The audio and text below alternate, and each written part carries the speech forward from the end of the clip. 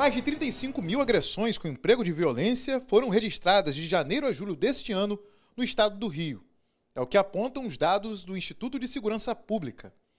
Números que demonstram um comportamento preocupante da população. A agressividade tem muito a ver com frustração, tem muito a ver com a dor que a pessoa carrega. Mas nesse caso aí, dessas agressões que a gente tem visto, que as pessoas estão fazendo justiça com as próprias mãos, é a descrença no Poder Judiciário. A gente tem percebido isso, a gente atende paciente e os pacientes relatam que às vezes agem assim pela descrença. São milhares de processos, né? E nós temos uma escassez muito grande de servidores para que dê conta de todo essa gama e essa chuva de processos criminais, às vezes causa uma certa demora, e isso também, por outro lado, acaba causando uma revolta na sociedade. E números crescentes aí que não param, né, de crimes que acontecem no dia a dia, acaba causando uma reação que nós chamamos de profilaxia social, ou seja, a própria sociedade fica querendo resolver a situação com as próprias mãos, mas só que essa tentativa de resolver com as próprias mãos é um crime previsto no Código Penal, que é o exercício arbitrário das próprias razões, previsto no artigo 345 do Código Penal, né? Sem falar de outras penalidades que pode advir dessa conduta. A agressividade não tem tido hora nem lugar para explodir. Bem aqui, na Praça do Santíssimo Salvador, um dos pontos mais movimentados do centro de Campos, uma pessoa em situação de rua foi agredida por 5 homens no final da tarde. O fato aconteceu quando as viaturas do programa Segurança Presente não estavam por perto. Assim, os agressores conseguiram fugir, mas não antes de aumentarem o grau de violência das agressões, usando uma barra de ferro para golpear a vítima. O motivo teria sido um desentendimento entre os agressores, que, segundo a polícia, também são pessoas em situação de rua. Seja qual tenha sido o motivo, quem agride pode responder na justiça pelos seus atos. Qual é o correto? O correto é, cidadão ali que cometeu um crime, foi pego em flagrante, cumpre estritamente o artigo 301 do Código de Processo Penal. A lei permite que qualquer cidadão do povo possa prender quem quer que esteja em flagrante delito. Já a autoridade policial deve prender quem quer que esteja em flagrante delito.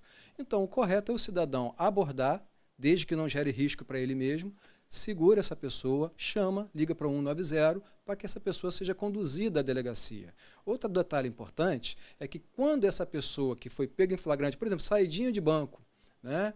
Aquela idosa que acabou de sacar um dinheiro e o cara vai lá e pega o dinheiro dela. Esse cara foi pego em flagrante, cidadão comum, vendo que não tem nenhum risco para a integridade física dele, segura esse cidadão, cumpre o 301 do Código de Processo Penal, preso em flagrante, como uma pessoa do povo pode prender, liga para o 190, mas aquela senhora, é importante que ela aguarde e vá para a delegacia junto, porque se chegar lá e não tem materialidade, ele vai ser liberado.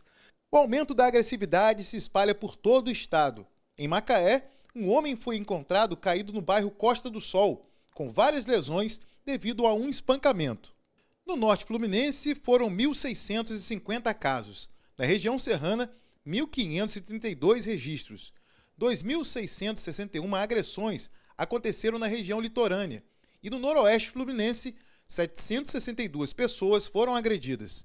Em alguns casos, o investimento em saúde mental poderia ajudar a reduzir estes índices. A gente tem a síndrome do Hulk, né?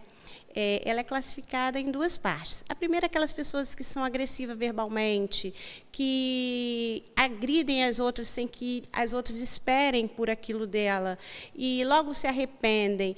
E você tem que observar se essa pessoa ela pratica esse ato pelo menos 2 vezes na semana, aí você pode classificar como um problema. E existem também aquelas pessoas que agridem as outras fisicamente, que também é uma coisa que tem que ser avaliada, porque é um problema. No bairro Custodópolis, em Campos, mais uma vítima de espancamento foi encontrada caída próximo ao ponto de ônibus. O agredido teria sido acusado de estupro, mas sem provas, segundo a polícia. Situação que mostra a capacidade nociva da fake news como motivação para agressões. Por exemplo, supostos crimes que ocorreram, vai lá e estampa a cara do cidadão na internet como se ele fosse realmente o autor do fato, coisa que nem às vezes a polícia tem certeza que ele é o autor do fato. Como o caso da Fabiane de Jesus, em Guarulhos, São Paulo, né? Que no fatídico dia ela resolveu pintar o cabelo de loura, ficou igual um retrato falado de uma mulher que sequestrava criança e foi espancada até a morte. Né? 5 dessas pessoas que espancaram ela até a morte foram identificados e condenados. O ser humano é subjetivo, ele é único e cada pessoa tem uma característica, né? Mas tem sempre aquele que, quando está com muita gente, ele quer se sobressair no grupo e ele quer, tipo, fazer qualquer coisa para chamar a atenção. Aí a gente tem que saber por que ele age assim. Em relação às redes sociais, são vídeos, são jogos que acabam aflorando nas pessoas uma certa agressividade, uma certa violência, as pessoas querendo ser aquele personagem.